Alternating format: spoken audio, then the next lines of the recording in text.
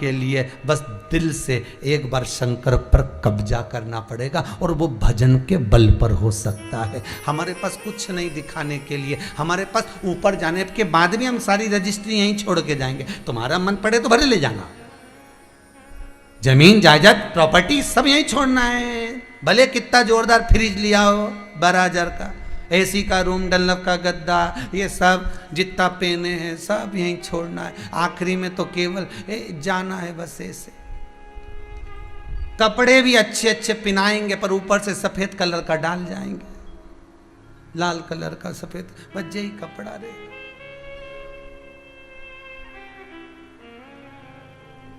सब छोड़ना है यहीं, सारी रजिस्ट्री यहीं रह जाएगी, सब कुछ। पर शिव का स्मरण करा हुआ, भजन करा हुआ, कीर्तन करा हुआ, मंत्र जाप करा हुआ, नाम जाप करा हुआ, बस वो अकेला हमारे साथ जाने वाला, वो फिर नहीं छूटेगा हमारे, वो छूटेगा नहीं। सती मैया के मन में आ गया शिव मेरा है, मैं शंकर की, शिव का स्मरण करा। शंकर भगवान ने जान लिया कि विवाह हुआ है तो कहीं सदगुरु की शरण में चलना चाहिए, कोई सत्संग करना चाहिए। सती मैया को ले गए, सती मैया को लेकर पहुंचे कुंभज बाबा के आश्रम में। सती मैया का मन नहीं लगा, चित्त नहीं लगा। शिव महापुराण में एक बात कही थी, भले आप टीवी पर कथा सुन रहे हो, भले आप मोबाइल पर कथा सुन रहे हो, भले आप फेसबुक और यूट्यूब पर कथा सुन रहे हो, भले आप कुबेरेश्वर धाम में आकर कथा सुन रहे हो, तुम्हारी मर्जी पड़े जहां बैठकर कथा सुनो, पर कथा जितनी देर आप श्रवण कर रहे हैं उतनी देर आपके चित्त में, आपके मन में गलत सोच नहीं आना चाहिए।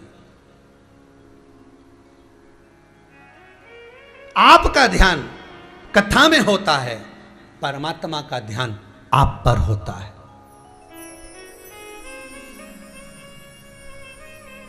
परमात्मा का ध्यान।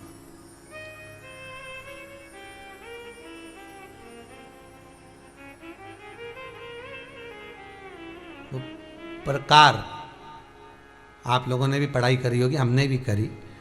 ऐसा रहता, उसमें नोक रहती है या पेंसिल उसमें भर देते हैं, और उससे ऐसा पेज घुमा घुमा के उसको कस देते हैं। वो ऐसा रखते हैं,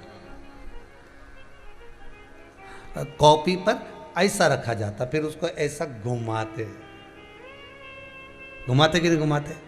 अरे बोलो तो, सबने करा है ना ऐसा, घुमाए, वो घुमाते एक जैसा गोला बन जाता, बिंदु, और जो नोक होती है ना वहाँ चुभी रहती है और वो एक ही जगह पे रहती है और घूमती जाती। उसी तरह इस मन को, इस दिल को एक में लगा के रखो, बाकी की सब दुनिया में घूम के आ जाओ। दिल एक में लगा कर बैठ गए, चित्त एक में लगा कर बैठ गए, तो सृष्टि में कहीं पर भी घूम कर आओगे, परमात्मा उस जगह पर हाजिर मिल जाएगा। पर स्थान मत छोड़ना, जगह, चित्त, वृत्ति ना छूटी जाए, भगवान का भजन ना छूटे, उसका स्मरण ना छूटे। ये वस्तुएं, ये सामान, ये सामग्री, ये दौलत, ये सत्ता सब जाने वाली, जहां बैठे हो उस मन को वहां लगाना। हम तो यहां तक कहते हैं, होटल में जाओ तो दिल होटल में लगा लो, होटल में जाओ तो दिल होटल में लगाओ, खाने में लगाओ, बफेट में जाओ तो बफेट में लगाओ, शादी में जाओ तो थोड़ा रिश्तेदारों में लगाओ, और अगर सत्संग में आओ तो मेरे भोलेनाथ में लगाओ। दिल लगाना ना भूलिएगा। परमात्मा को थोड़ा समय जितना दे रहे हो, 3 घंटा, 2 घंटा, 2.5 घंटा, 1 घंटा, आधा घंटा, जितना हम भगवान को देना, उतनी देर भगवान में चित्त होना चाहिए, उतनी देर भगवान में मन लगाना चाहिए। पर ना जाने दुनिया के लोग कहाँ चले गए, वह मोबाइल ने सब हटा दिया। हर 15 मिनट में ऐसी याद आए ना, व्हाट्सअप खोल के बैठ जाए, फिर याद आए फिर बैठ। अरे चित्त लगाओ परमात्मा में, मन लगाइए।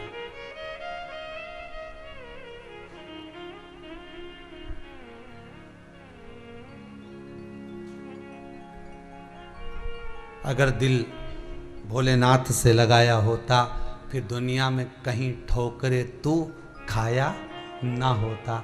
दिल लगाया हो तो सही, उस शंभु से, उस शंकर से, उस परमात्मा से। एक बार चित्तवृत्ति अगर परमात्मा से लग जाए, फिर नहीं सोचना, फिर नहीं डालना, कहां जाओगे?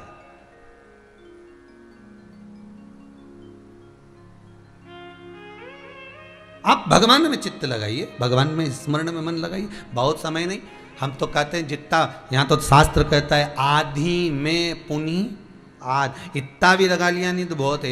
एक बार दिन भर में सुबह से शाम तक एक बार मन में सोच लिया श्री शिवाय, अरे अच्छे से बोलो जितना टीवी के सामने, श्री शिवाय नमस्तुभ्यम, दिल से बोल लिया। शंकर जान गया मेरा अपना है, मेरा अपना। प्रतिदिन की हाजिरी लगाओ, क्या जाता है उसमें। श्री शिवाय नमस्तुभ्यम रोज बोलो, सुबह दोपहर शाम, खाते पीते जागते उठते बैठते सोते, जिस कर्म में डूबे उस कर्म में भी भगवान का भजन करते रहो।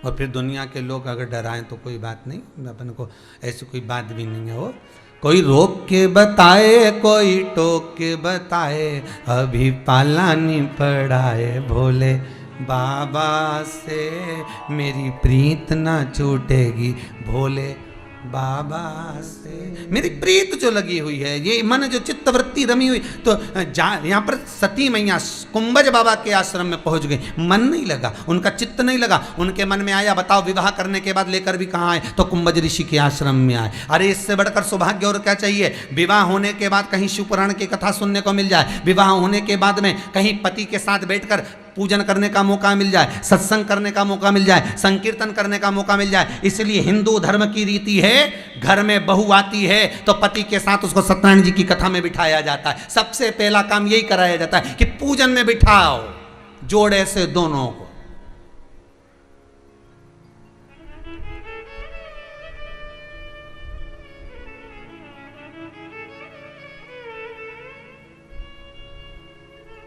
अब आपके यहाँ होता कि नहीं होता हमको नहीं मालूम, पर हमारे यहाँ तो रीति है भैया, हमारा सीहोर की तो, और सीहोर की क्या क्यों, मैं तो मध्य प्रदेश की भी क्यों, तो ये गलत नहीं कहूँगा। हमारे पूरे मालवा की, पूरे मध्य प्रदेश की रीति है कि शादी कर कर दुल्हन घर में आए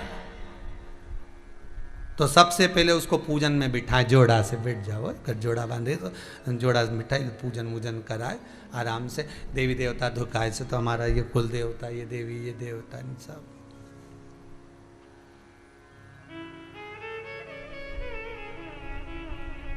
अब इससे ये भी मालूम पड़ता है कि जो कन्या आई है उसके संस्कार कैसे हैं, उसके संस्कार कैसे हैं। मेरे को द्वारका की कथा याद आ गई। द्वारका में एक सास अपनी बहू को 3 दिन की कथा के बाद चौथे दिन बुला ली, बेटा अब तेरी छुट्टी लग गई है, 3 दिन बैंक की छुट्टी है, 4 दिन की कथा गुरुजी की हो गई है, 3 दिन बचे हैं, तू यहाँ आ जा द्वारका। अब बहू को जाना पड़ा, द्वारका आ गई वो। सास ने ध्वजा उत्सव रखा, वहाँ ध्वजा चढ़ती है द्वारका जी में, तो ध्वजा चढ़ाने का उत्सव रखा। आज उसकी ध्वजा चढ़ना थी और बहू भी आ गई थी। अब सास बहू से कह रही, बेटा तुम जल्दी तैयार हो जाना और तुम घर की बहू हो और तुम्हें वो डलिया में और वो ध्वजा लेके और चलना है, द्वारकाधीश को ध्वजा चढ़ेगी। अब वो तो होटल से बाहर नहीं निकले।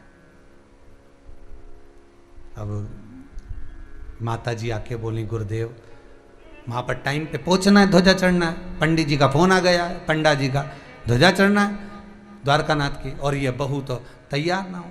तो कहा कोई बात नहीं, हो जाएगी, समय निकले। आधा घंटा हो गया, 1 घंटा हो गया, 2 घंटा हो गया, 3 घंटा हो गया, 4 घंटा हो गया। सास ने बस केवल इतना कहा कि ये ध्वजा लेकर चलना, चलो ध्वजा चढ़ेगी। बहू बोली, मुझे ये ढोंग प्रपंच पसंद नहीं, मैं होटल से बाहर नहीं निकलूंगी। वो तो इन्होंने 25 बार फोन करा था इसलिए आ गई, नहीं तो मैं आती भी नहीं। 3 दिन तो छुट्टी मिली थी मुझे नौकरी से, सर्विस से, और यहाँ आऊंगी मैं। सास आंखों में आंसू भरी, गुरुदेव हमने कहा तुमसे बोल दिया ना उसने कि उसकी रुचि नहीं है, तो अब छोड़ दो। अब ये द्वारकानाथ जाने और इसकी रुचि जाने, सही है कि गलत है। व्यक्ति को अगर किसी व्यक्ति को समझा रहे हो, ज्ञान दे रहे हो, समझाने का प्रयास कर रहे हो, जब व्यक्ति नहीं समझ रहा, मंदोदरी ने रावण को कितना समझाया, विभीषण ने रावण को कितना समझाया, कितना पढ़ा लिखा रावण था जो अपना सिर काट काट कर भगवान को दे दिया, तप साधना में लगा रहा, विद्वत्ता में पूर्ण था, ज्ञान में पूर्ण था, कोई ऐसी कमी नहीं थी रावण में कि कुछ रह गई हो। बस एक कमी थी लंकाधिपति रावण में कि सुनता नहीं था और अहंकार प्रबल था।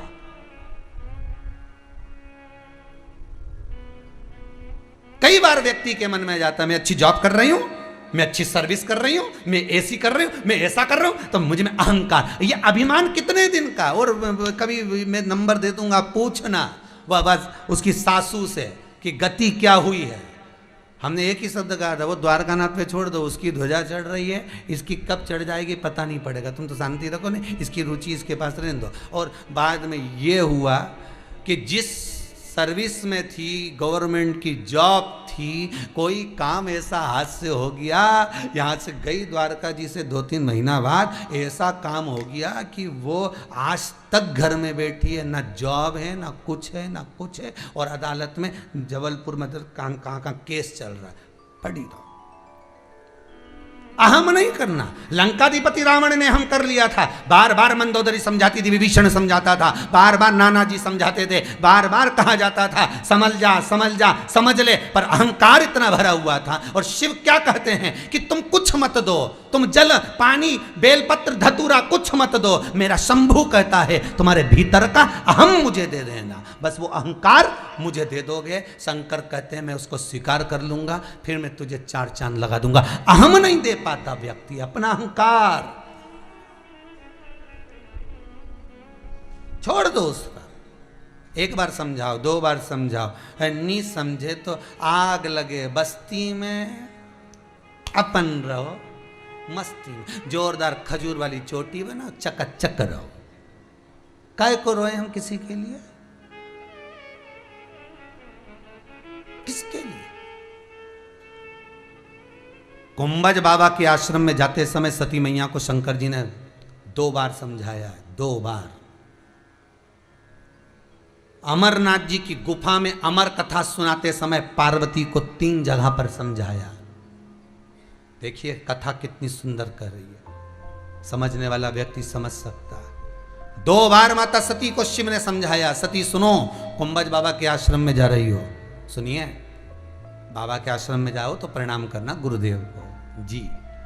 ऐसा कोई पति नहीं होता स्टेज पर पहली बार जब जयमाला होती है, ऐसा कोई पति नहीं होता जो अपने घर के बड़ों को देखकर अपनी पत्नी से नहीं कहता हो कि प्रणाम कर लो, ये मेरे दादाजी हैं, ये मेरे काका जी हैं, ये मेरे नाना जी हैं। भले वो आँख दिखाए जगदम्बा, भले वो आँख दिखा, मैं झुकूं कैसे, भले वो आँख, पर इसका फर्ज देखो, इसके संस्कार देखो, वो कहता है मेरे नाना जी हैं। अब फर्ज किसका? उसका, कि झुक के प्रणाम कर ले बेटा। नर कपड़न से डरत है, नरक पड़न से नहीं।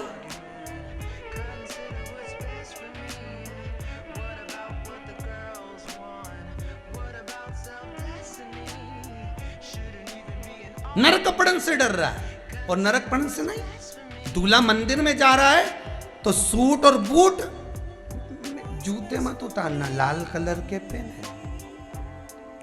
हनुमान जी का मंदिर है, प्रणाम नहीं करेगा।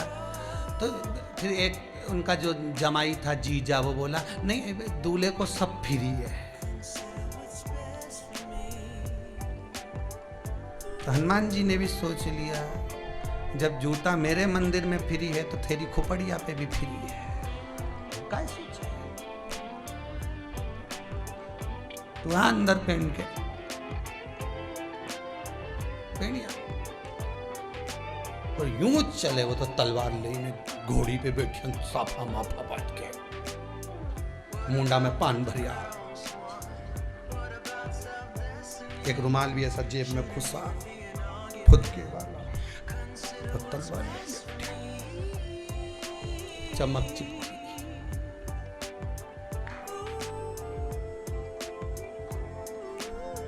और मुस्कुराया तो पान टपकी। अब वो फुक्के वाला रुमाल हिलने का सोच लिया तो पहले दर्जी ने पहले सिल के रखा था, हिलते तलवार की नोक से अंगूठा ऊपर ले गया। अब सोच हनुमान जी भी सोच रहे आए जूता पहन के अंदर।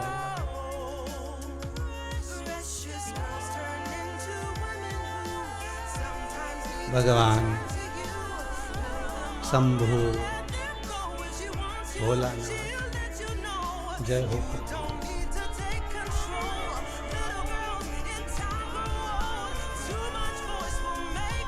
किसी ने शिव जी से पूछा, भोलेनाथ जी तुम्हारी शादी हुई थी, तुमने कपड़े वपड़े कौन से पहने थे? शंकर जी बोले मेरे कपड़े को अगर तू पहन लेगा तो शादी में कोई नहीं घुसने देगा, तेरी शादी में ही तू नहीं घुस पाएगा अगर मेरे कपड़े पहन लिए। ऐसी फैशन की डिजाइन शंकर जी ने रखी। सारे देवताओं के कपड़े लोग पहन ले पर शंकर जी का नहीं पहन पाए। और पहने भी तो सब नकली नकली, ओरिजिनल पहन के बता। एक आध बार गले में बब्बा को पकड़ के बैठा, कानों में बिच्छू, छाला, शिव के जैसा। सती को दो जगह समझाया, सती अंदर जाओ गुरुजन को प्रणाम करना जी। दूसरी बात, गुरु के शब्द जब सुनो पूर्ण विश्वास से श्रवण करना। सती दोनों संवाद भूल गई। जब अंदर जाने लगी, कुंभज ऋषि उठकर खड़े हो गए, हाथ जोड़कर कुंभज ऋषि ने प्रणाम करा। सती को बस पहले किसको झुकना था? सती को। झुक कौन गए? कुंभज ऋषि। गुरु, सदगुरु, संत, महात्मा, माता, पिता, घर के बुजुर्ग, घर के बड़े हमेशा झुक कर चलते। क्यों? क्योंकि वो जानते हैं कि मुझे रिश्ते निभाना है। क्या जानते हैं? रिश्ते निभाना वो जानते हैं। अगर ये थोड़ा नहीं झुका तो कोई बात नहीं, मैं झुक जाता हूँ। रिश्ते निभाना, जो रिश्ते निभाना जानता है वही झुक सकता है। लड़का और लड़की का जब अदालत में केस चलता है, तलाक की बात चलती है, तो यहाँ बात ही उस बात की होती कि कोई झुकने को तैयार नहीं होता। ना छोरा झुके ना छोरी झुके, दोनों नहीं झुकने को तैयार। वो के हम, वो के हम। इसीलिए तो पहले के लोग घर के दरवाजे को छोटा बनवाते थे। ये घर की जो चौखट होती है ना, आजकल तो इतनी बड़ी चौखट लगा देते हैं, 5-5, 6-6 फीट की। पहले इतनी बड़ी चौखट नहीं होती थी। पुराने घरों में जाके देखना, छोटी छोटी चौखट, छोटा दरवाजा। छोटा दरवाजा इसलिए रखते थे, कितने भी बड़े परिवार की बहू आ जाए, कितने भी पैसे वाले की लड़की आ जाए, हमारे घर में झुककर चलना सीख जाए। नहीं झुकेगी 2-4 बार माता भड़केगा चौखट में, अपने आप झुकेगी। इसलिए चौखट छोटी करते थे कि दरवाजे में भड़की नहीं तो अपने आप झुके। अब दरवाजे की चौखट हो गई ऊंची, तो बहू में भी बोल तो रिड्डू करिया सुने, वो क्यों सुनेगी?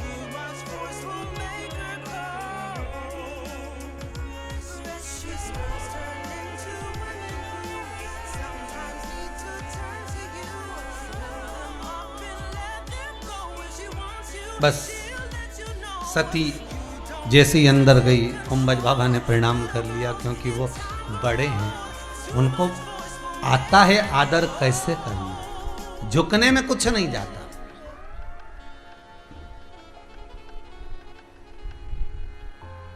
बड़ा व्यक्ति छोटे व्यक्ति के आगे झुक जाता है तो सम्मान सबसे ज्यादा किसका होता है? छोटे का होगा। दुनिया के लोग कहेंगे कैसा बेवकूफ है, इसमें इतनी अक्ल नहीं है, इतने बड़े व्यक्ति से पांव पड़वा रहा है, इतने बड़े व्यक्ति से, इसमें अक्ल कब आएगी? भले उस बड़े व्यक्ति ने प्रणाम कर लिया, भले उसने नमन कर लिया। कुंभज ऋषि ने हाथ जोड़कर प्रणाम करा, आइए प्रभु पधारिए। तो सती के मन में अहंकार आ गया कि ये कुंभज ऋषि, ये गुरु, अगर कथा बाचने वाला हमको प्रणाम कर रहा है तो कथा क्या सुनाएगा? कथा बाचने वाला कथा सुनने वाले को हमेशा प्रणाम करता है। इस व्यासपीठ पर क्या दुनिया के जितने कथाकार जब व्यासपीठ पर बैठते हैं तो सबसे पहले आपको नमन करते हैं, क्योंकि श्रोता हो आप। वक्ता से बड़ा श्रोता होता है, कथा बाचने से बड़ा सुनने वाला होता है। क्यों? क्योंकि सुनने वाला जमीन पर बैठता है। जो जमीन पर बैठता है वो जमींदार कहलाता है। आप सब जमींदार हो। कथा बाचने वाला 4 पाई की चौकी पर बैठता है, इसलिए बेचारा चौकीदार कहलाता है। जमींदार बड़ा कि चौकीदार बड़ा? जमींदार इसलिए बड़ा, उसकी मर्जी, बैठा तो बैठा चल दिया। जमींदार की मर्जी, जेब में से निकाल के मल भी लिया। जमींदार तो जमींदार। भजन आया तो फटकी भी दे ली। जैसे गुरु जी बोले हार हार, आ गई, वो तो जमींदार है। और चौकीदार तो बेचारा एक जैसा चढ़ के जो बैठा है चार पाई की चौकी पर, जब तक कथा पूरी नहीं हो जाए तब तक उतर ही नहीं सकता। भले तुम जाओ आओ घूम फिर के वापस बैठ जाओ, पर चौकीदार तो चौकीदार। उसी तरह वक्ता और श्रोता में अंतर होता है। श्रोता बड़ा होता है, वक्ता छोटा होता है। क्यों? क्योंकि वो जो कह रहा है, वो जो दे रहा है, आप अगर ग्रहण कर लोगे जिंदगी सवर जाएगी। आपने अपनी जिंदगी में उतार लिया। लाखों लोग कथा श्रवण करते हैं, करोड़ों लोग कथा श्रवण करते हैं। इतनी जनता में जितने लोग कथा श्रवण कर रहे हैं, इन करोड़ों लोगों में से, लाखों लोगों में से अगर 2 लोग भी कथा को अपनी जिंदगी में उतार लेते हैं तो वक्ता की जिंदगी तो यूं ही सार्थक हो जाती है। उसको दक्षिणा की जरूरत नहीं पड़ती, उसका जीवन सार्थक हो गया। कोई घर तो संवर गया, कोई परिवार तो सुधर गया, कोई रिश्ते तो सुधर गए, कोई संबंध, कोई नाते बिगड़ने से पहले सवर तो गए। आज पूरी दुनिया में अहंकार छाया हुआ है। मैं लोग भी कह देते हैं मेरा समय आन दे तब बताऊंगा,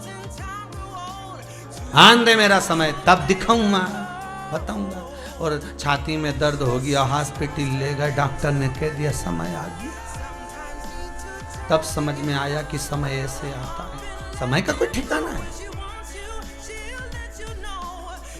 क्या ठिकाना है समय का? अरे साथ देती नहीं ये किसी का, क्या भरोसा है इस जिंदगी का। इस जीवन का क्या ठिकाना है? दे ना दे, रो रो के जीवन निकाल रहे। अच्छे बढ़िया रोटी वोटी खाओ, सब्जी वब्जी बढ़िया जोरदार। अब तो बारिश चालू हो गई, बढ़िया जोरदार हरी हरी सब्जी मिल रही है, जोरदार बना बना के खाओ, चकाचक रहो। जिंदगी का क्या ठिकाना है? और परिवार वालों से भी कह दो, शंकर जी की कथा सुनूंगी 2 बजे से 5 बजे तक, छेड़ना मत, मुझे परेशान मत करना, चुपचाप बैठ। पोता पोती सबको कह दो यहाँ आके बैठ जाओ, बैठो ना मेरे बाजू में, कथा सुनो, चित्त रमे जहाँ मन जहाँ।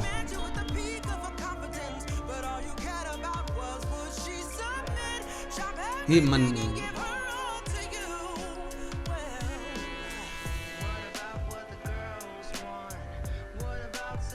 ईमानदारी की बात कहें ना, सत्यता के भाव को अगर कहें तो ये हृदय, दिल, एक एक धड़कन बस अगर बार बार सोचती है तो यही सोचती है कि कभी केदारनाथ चले जाऊं, कभी काशी चले जाऊं, कभी उज्जैनी चले जाऊं, कभी ओमकारेश्वर चले जाऊं। पर ये कई करूं, ये कोरोना है ना, जाने ही नहीं दे। या कोरोना के चक्कर में ना तो काशी जा पाऊं, ना केदार, ना बीच में कुछ।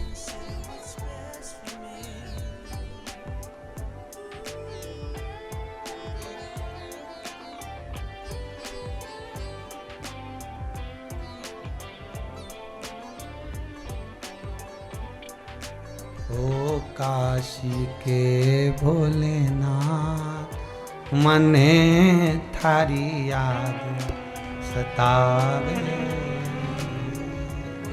हिच क्या ना रुके भोलेनाथ, हिच क्या ना रुके भोलेनाथ, मने थारी याद सतावे। बस ये चित्त, ये वृत्ति उस परमात्मा में लगी, उस भगवान के पावन चरणों में रमी, हर पल, हर घड़ी, हर क्षण।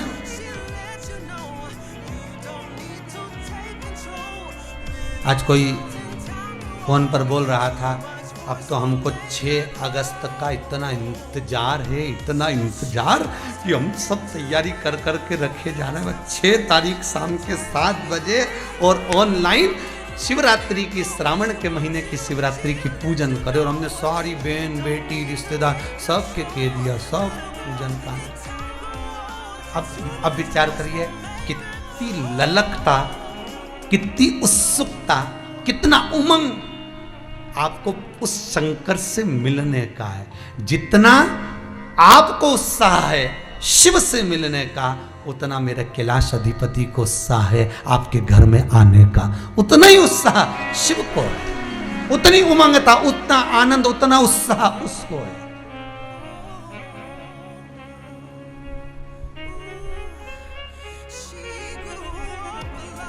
उतनी उमंग था उसको।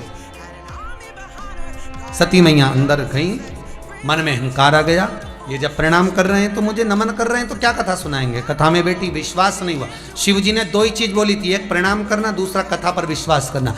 गुरु के वचन पर अगर किसी ने विश्वास कर लिया तो उसका जीवन सार्थक होगा।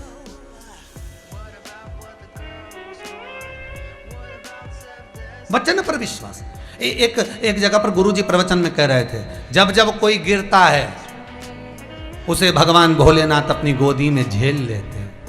जब कोई गिरता है शिव उसको गोदी में झेलते हैं। एक व्यक्ति ने कथा में गुरु जी के शब्दों को सुन लिया, सुन के गया, जाते सी उसने सोचा कि गिरता है तो शंकर जी झेलते हैं। अब गुरु जी ने ये थोड़ी ना बोला था कि कुएं में गिर। अब ये गया तो इसने सोचा गिरूं कहां। इसके मन में आ गया कि गिरूं काम में। इसने सोचा कुएं में गिर जाता हूं। अब कुएं की पाल पे खड़ा हुआ और गिरने ही वाला था। इतनी देर में इसके मन में आया और मैं गिर गया और शंकर जी नहीं आए तो, और गुरु जी का क्या जाएगा, अपन तो निपट जाएंगे। तो इसने सोचा गिर भी जाऊं और मरूं भी नहीं। तो इसने क्या करा, रस्सी लाया, पाँव में बांध ली, कुएं के पेड़ से बांध ली और गिर गया, लटका वहीं। 8 दिन हो गए, शंकर जी नहीं आए।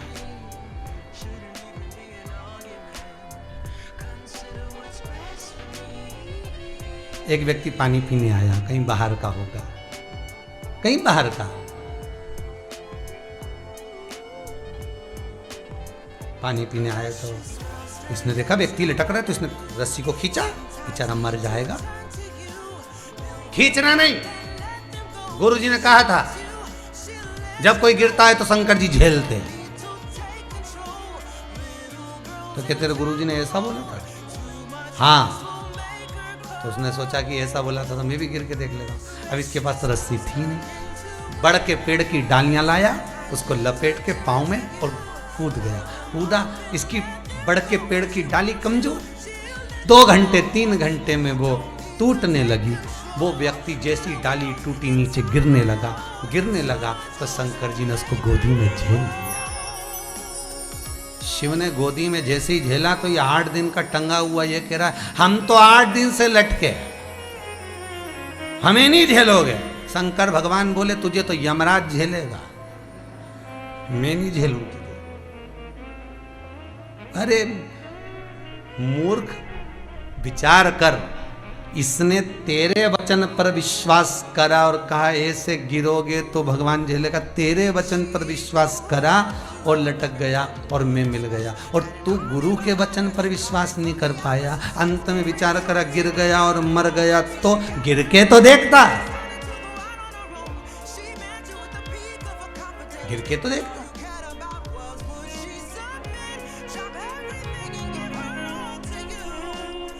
विचार बहुत सारा कर, विश्वास नहीं कर। विश्वास तो ही मूल है। यहां पर शिव महापुराण की कथा पर अगर किसी का विश्वास है कि हम शंकर का अभिषेक करेंगे, हम शंकर की पूजन करेंगे, हम शंकर की आराधना करेंगे, हम शंकर का स्मरण करेंगे, शिव का अगर हम पूजन करते हैं तो विश्वास रखकर करोगे तो ये पक्का है। विश्वास रखकर करोगे तो ये निश्चित है। जितने लोग रुद्राक्ष उत्सव में आए थे, जिनके घर में रुद्राक्ष रखा था, जिन्होंने रुद्राक्ष का स्मरण किया, पानी पिया, रुद्राक्ष का भाव धारण करा, उनका बाल बांका नहीं हुआ। जिनने नेमी शरण में 108 कथा में बिठाई, उनके यहाँ बाल बांका नहीं हुआ। तो विश्वास रखो कि अगर हम शिव का स्मरण करते हैं तो ये भी पक्का है कि तीसरी लहर बाबा चाहेगा तो वो त्रिपुंडधारी झेल लेगा, फिर नहीं आने देगा। और हमारा जीवन, हमारा व्यापार, हमारा व्यवसाय, हमारे कार्य सब बाबा साथ में। विश्वास रखकर करोगे तो शिव मिलेगा, नहीं है विश्वास तो भगवान। सती मैया ने ना विश्वास करा ना प्रणाम, बस उसी का तो दुख हुआ, चल दिए शंकर जी लेकर। बीच में राम जी का दर्शन हो गया, विश्वास था नहीं। राम जी को रोते देखकर पूछा ये परमात्मा जो रो रहे हैं, विश्वास नहीं हुआ। सीता जी का रूप रख कर गई सती मैया। शंकर जी ने समाधि लगा ली, विचार कर लिया अब इसके साथ में नहीं रह सकता। बस वही सती मैया जलकर भस्म हुई। सती मैया तो जलकर भस्म हो गई, सती मैया तो जलकर भस्म हो गई, पर शंकर भगवान ने सती मैया के शव को अपने कंधे पर धारण कर कर तांडव करना प्रारंभ करा। 33 कोटि देवता एकत्रित हो गए और एकत्रित होकर सबकी सब गंगा महारानी के पावन चरणों में पहुंच गए। देखिए देखिए देवता कहाँ गए? गंगा के घाट पर, गंगा की तट पर। क्यों गए गंगा के पास? जाने की जरूरत क्या पड़ गई देवताओं को? क्या जरूरत थी गंगा के पास जाने?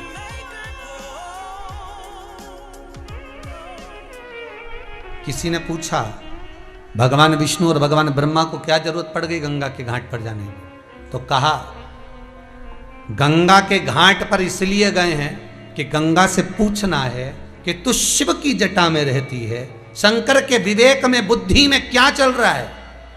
इस सती को उठाकर वो क्या करना चाहते हैं? जहां शिव क्रोध में आकर पांव रख देते हैं वहां की भूमि नीचे हो जाती है, जहां शिव पांव उठाते वहां की भूमि उठती है।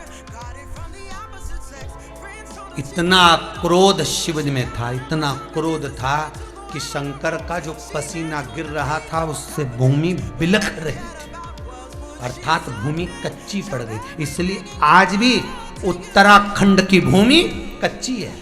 हर कभी पानी गिर जाए ना भूमि पूरा पर्वत नीचे बह कर आ जाए। देखा है आप लोगों ने? मालूम होगा आप लोगों को, तो जितने लोग कथा सुन रहे हैं, तो आज भी कच्ची। क्यों? शिव का क्रोध इतना था, इतना क्रोध कि वो पसीना गिर रहा था, क्रोध का जमीन उथली हो गई। इसलिए उत्तराखंड की भूमि आज भी कच्ची है। जरा सा पानी गिरता है पहाड़ नीचे आ जाता है, इधर गिरा उधर से पानी नीचे आ गया, बादल फट गए, ये हो गया, पूरा पहाड़ नीचे आ गया। कई बार आपके मन में आता होगा और भी जगह तो पानी आता होगा, और भी जगह भी तो बादल फटते होंगे, वहाँ पानी क्यों नहीं, वहाँ पर पर्वत क्यों नहीं गिरता? क्योंकि वहाँ की भूमि पर भगवान शिव का क्रोध का पसीना गिरा।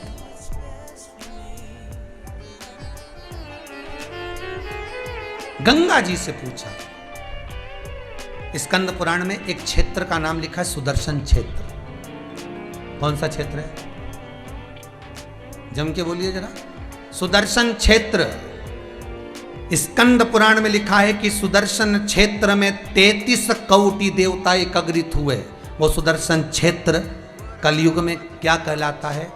जहां देवता एकत्रित हुए, 33 कोटि देवता एकत्रित हुए, जहां देव ही देव थे, उसी का नाम देवप्रयाग था।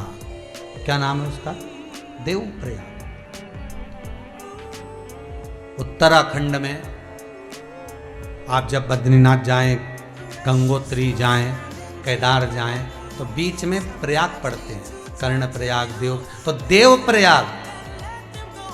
और ये देव प्रयाग कोई साधारण नहीं है। इस भूमि पर वशिष्ठ बाबा के कहने पर भगवान राम जी महाराज ने भी तप साधना करी थी जब ब्राह्मण हत्या लग गई थी। लंकाधिपति रावण को जब मार कर आए, लंकेश को जब मार कर आए, तो ब्राह्मण हत्या चढ़ गई। और ब्राह्मण हत्या चढ़ गई तो राम जी पूछे कहाँ जाऊं? तब इस देव प्रयाग में, जहां पर भगवान विष्णु ने सुदर्शन क्षेत्र क्यों कहते हैं, बड़ी सुंदर जगह है देव प्रयाग। आप लोग दर्शन करेंगे, अगर आस्था चैनल के पास कुछ फोटोज हो तो अवश्य डालें।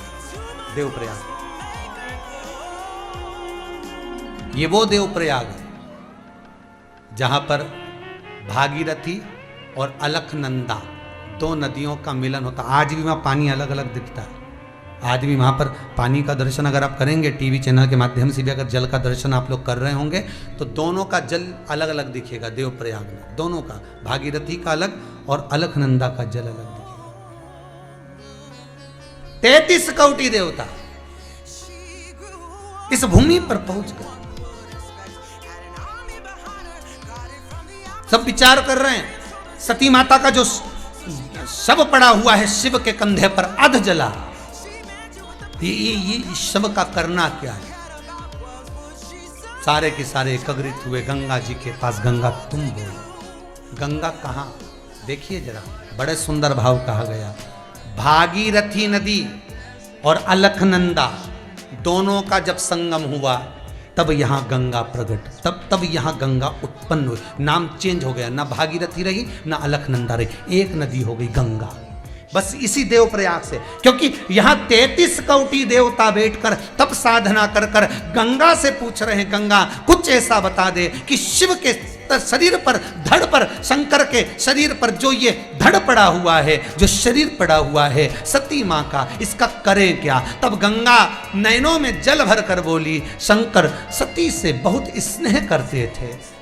गंगा कहती है शिव सती के प्रति अधिक प्रेम रखते थे, इसलिए सती को बार बार समझाकर कुंभज ऋषि के यहां लेकर गए थे। बार बार समझाता कौन है? जम के बोलिए गजरा। बार बार कौन समझाएगा? जो आपसे बहुत प्रेम करता हो। जिसको आपसे नफरत हो गई वो कभी नहीं समझाएगा आपको। अच्छा है, इसको बुरा काम करने दो, अच्छा है, यहाँ से छुट्टी हो जाएगी, अच्छा है। जो आपसे प्रेम करेगा, सास बहू से प्रेम करती है इसलिए बार बार समझाती, बेटा ऐसा कर लिया कर, बेटा ऐसा कर लिया कर, बेटा ऐसा कर लिया कर। पर बहू को बुरा लगता है। और बहू को कौन अच्छा लगता है? जो मायके में अम्मा बोल दे, काय को करती रहती है, दिन भर लगी रहती है, जो गलत सीख दे, वो बड़े अच्छे लगते हैं साहब। फिर कोई सहेली मिल गई किटी पार्टी में, तो बहुत लेट हो गई आ जाने में, हाँ घर में बहुत सारा काम था, मेरी ननंद आई है ना राखी पे, तो अभी से आ गई, अभी तो इतना सारा दिन पड़ा है, क्या करेगी अभी से आके? नहीं वो आना था, वो ननंद बहुत दिन से आई भी नहीं थी छुट्टियों में, पिछली बार लॉकडाउन पड़ गया था, अब की बार भी पड़ गया था, आने का था, पर अब आई है सावन में। तो जेठानी कहाँ है तेरी? तू अकेले कर रही है? ऐसी बहुत सारी मंत्राएं हैं रामचरितमानस में, सबके जाने की खबर है। राम जी चले गए, लक्ष्मण चले गए, सीता जी जमीन में चली गई, हनुमान जी भी स्मरण करने चले गए, पर एक की कथा नहीं मिली कि ये मंत्रा कहाँ गई, इसकी खबर आज तक नहीं मिली। तब समझ में आया ये मंत्रा सबके गांव गांव में घूम रही है और अपने अपना खूब आशीर्वाद देती जा रही है। जिस मोहल्ले में से निकलती है 2-3 माताओं पे हाथ धर के निकल जाती है। बस ये मंत्रा आज भी गांव गांव में घूम रही है। वो तो भगवान की कृपा है जो कुबेरेश्वर धाम में नहीं आई, ये में आ जाती तो और आफत कर जाती।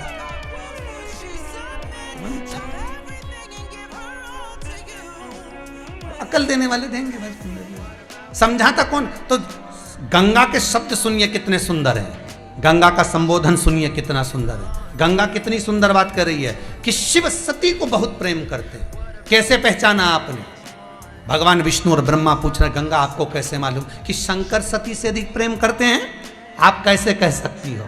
तो गंगा ने कहा, शिव ने सती को बारंबार समझाया। समझाता वही है जो बहुत प्रेम करता है, पति पत्नी को समझाता है बार बार। देख अम्मा का अपमान मत करा कर, देख ऐसा मत करा कर, भले पत्नी को बुरा लगता हो पर वो कह दे, देख समझ। कई बार पत्नी भी पति को समझाती है, देखो हम आपसे करें ऐसा कर। जहां प्रेम होगा वहीं समझाया जाए। जो नफरत करता होगा वो कभी नहीं समझाएगा, जो आपको धोखे में रख रहा होगा वो कभी नहीं समझाएगा, कभी नहीं समझाएगा आपको कि आपने गलत काम कर दिया साहब, कभी नहीं कहेगा। जो प्रेम करता होगा ना वो बार बार कहेगा, ये तुमने गलत करा है, तुमने उसको गलत देख लिया, तुमने गलत खा लिया, तुमने गलत पहन लिया, तुमने ये काम गलत करा। जो चाहता है कि तुमको नहीं हटाना, जो चाहता है कि तुमसे दूर नहीं जाना, वही समझाएगा, बाकी का कोई नहीं समझाए। बाकी के तो लोग कहेंगे अच्छा है, और कर और कर और कर, और फिर बाद में छुट्टी जा। तो गंगा का रही है प्रेम बहुत है। माता पिता अपने बच्चों से कितना प्रेम करते हैं, कितना प्रेम करते हैं उसको, कि डांटते भी हैं, मारते भी हैं, समझाते भी हैं, स्नेह है ना तो करेंगे।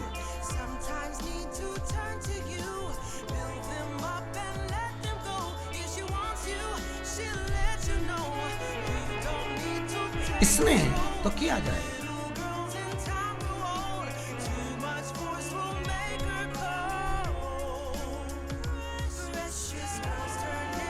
अब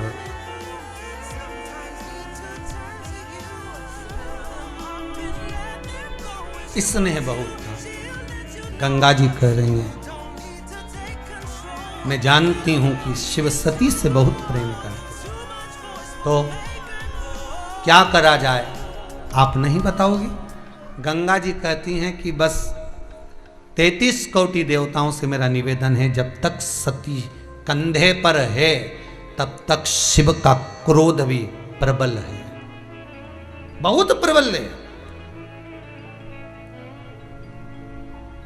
किसी के मरने के बाद व्यक्ति चिल्ला कर रो रहा है, धाड़ कर रो रहा है, फूट फूट कर रो रहा है। कब तक रोता है? जब तक उसका शव पड़ा हुआ है। शव शमशान गया, घर में पोछा लगा, आंख के आंसू भी कम हो रहे, नेत्र के आंसू भी। जब तक वो है, जब तक क्रोध है, जब तक वो है, जब तक रुदन है, जब तक वो है तब तक नेत्रों में जल है। वो गया, पोछा लगा, अश्रु कम।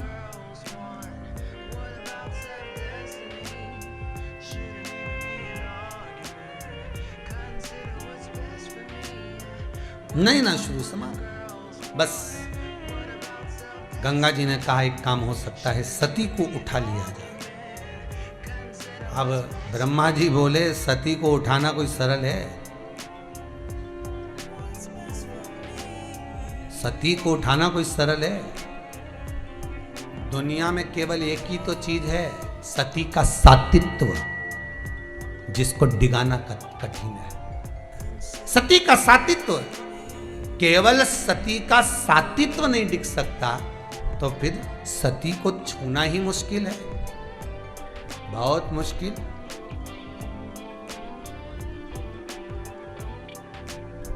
ये जो शक्ति पीठ बने हैं ना, माता सती के शरीर के जो टुकड़े हुए, शक्ति पीठ का जो निर्माण हुआ है, ये जितने शक्ति पीठ हैं, इन शक्ति पीठ से हमें क्या प्राप्त होता है, क्या मिलता है? क्यों कहते हैं कि शक्ति पीठ का दर्शन करने जाना चाहिए? जहां जहां माता के शरीर के टुकड़े हुए गिरा भाग, कहीं पांव गिरा, कहीं घुटना गिरा, कहीं हाथ गिरा, कहीं नयन गिरे, कहीं मुख गिरा, कहीं जिह्वा गिरी, कहीं कर्ण गिरा, कहीं कपोल गिरे। क्यों कहा जाता है कि इन शक्ति पीठों का दर्शन करिए? हिंदू धर्म में क्यों कहा जाता है कि इस जगह पर जाकर प्रणाम जरूर करो, शक्ति पीठ के पास में से निकलो तो एक बार नमन जरूर करो? क्यों कहा जाता है? उसका कारण देवी भागवत में कहा गया, स्पष्ट कहा गया कि जिस शक्ति पीठ में माता का श्री विग्रह का कोई अंग गिरा हुआ है, वहां नमन कर लेने से, वहां प्रणाम कर लेने से जीव की गति फिर भटकती नहीं है, अर्थात वो प्रेत योनि में नहीं पड़ता, वो किसी अलग योनियों में नहीं जाता, वो सीधे जाता है तो देव योनि को प्राप्त हो जाता है और देवताओं के करीब में पहुंच जाता है। भगवान के पावन चरणों में उसका स्थान होता है।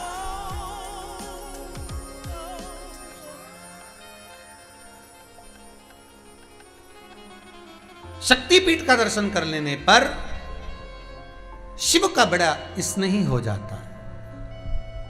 आपको पहले भी कथा में कहा, बड़ा विपरीत चलता काम। देखिए, राम जी का भजन करोगे तो शंकर जी मिलेंगे, शंकर जी का भजन करोगे तो राम जी मिलेंगे।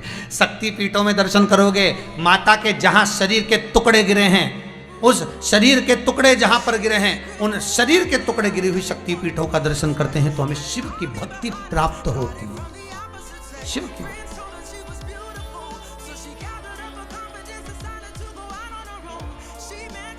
देव प्रयाग की वो धरा जहां पर भागीरथी अलकनंदा का मिलन हो रहा, ये वो जगह भी है जहां पर, ये तो कथा पहले की, उसके बाद में जो कथा आई है ना महाराज त्रेता वाली, तो उसमें राम जी के ऊपर जो ब्रह्म हत्या का दोष लगा, तो इसी भागीरथी और अलकनंदा के पास में पहुंचकर राम जी महाराज ने तप साधना करी, तप किया, और उस तप का बल, उस तप साधना का बल इतना प्रबल था कि राम जी महाराज स्वयं वशिष्ठ बाबा उनको ज्ञान उपदेश देकर उस भागीरथी और उस अलकनंदा का सुंदर सुंदर चरित्रों का स्मरण कराते रहे। 33 कोटि देवता विराजमान हो गए देव प्रयाग में, अर्थात देवता ही देवता यहाँ आकर बस गए। तो यहाँ सब ने मिलकर एक ही बात कहा कि ये सती को उठाना है, गंगा कह रही है। सती, अब सती को उठा कौन सकता है?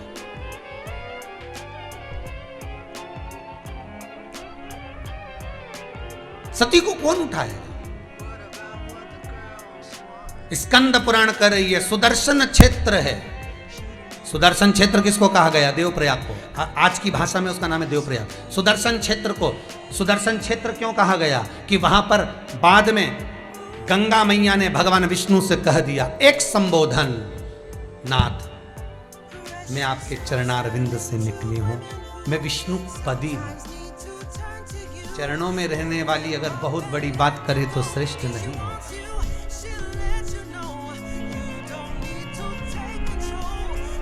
चरणों में रहने वाली अगर बात करे तो श्रेष्ठ नहीं होगा।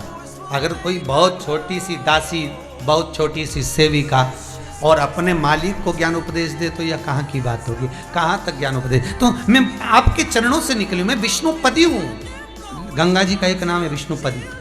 मैं आपके चरणों से निकली, मैं आपके चरणों से प्रकट हुई हूँ, मैं आपके चरणों से निकली हूँ। और अगर मैं कुछ बोलूँ तो बुरा लगेगा, अच्छा नहीं लगेगा, पर मेरा कहना है सती उठ नहीं सकती। तब गंगा कहती है एक काम हो सकता है, माता के शरीर के टुकड़े कर दिए जाएं, टुकड़े गिर जाएंगे। शिव जो तांडव कर रहे हैं, शिव जो नृत्य कर रहे हैं, उस समय पर उनके चलने पर वो टुकड़े नीचे टपकेंगे, गिरेंगे। तो क्या करा जाए? भगवान विष्णु से कहा आप सुदर्शन उठा लीजिए। ये सुदर्शन क्षेत्र में देवप्रयाग में भगवान विष्णु ने अपना सुदर्शन उठाया था। अगर आज भी आप लोगों के मन में कभी भाव आए और आप लोग बद्रीनाथ जाएं, केदारनाथ जाएं, तो सुदर्शन क्षेत्र का दर्शन अवश्य करिए। महाराज उस देवप्रयाग में कुछ देर रुकिए। जहां राम जी महाराज ने बैठकर तप साधना करी थी वो स्थान आज भी है। राम जी के बैठने से वो आसन पर, उस पत्थर पर आज भी निशान बने हुए हैं मेरे राम जी के, मेरे राघव जी के बैठने के। उसका दर्शन करिए देवप्रयाग में। गाड़ी वाले से कह दिया करो देवप्रयाग में थोड़ा गाड़ी रोकिए, यहां पर गंगा नाम पड़ा है मेरी भागीरथी का। अलखनंदा और भागीरथी का संगम हुआ है। यहाँ गंगा नाम पड़ा है। ये अविरल बहने वाली गंगा नाम लेकर यहीं से जाए। रखो, रखिए उसको। अब गंगा कह रही है सुदर्शन उठा लिया जाए। देवप्रयाग में भगवान विष्णु ने सुदर्शन को उठाया और सुदर्शन को उठाकर जब भगवान विष्णु ने सुदर्शन चक्र को फेंका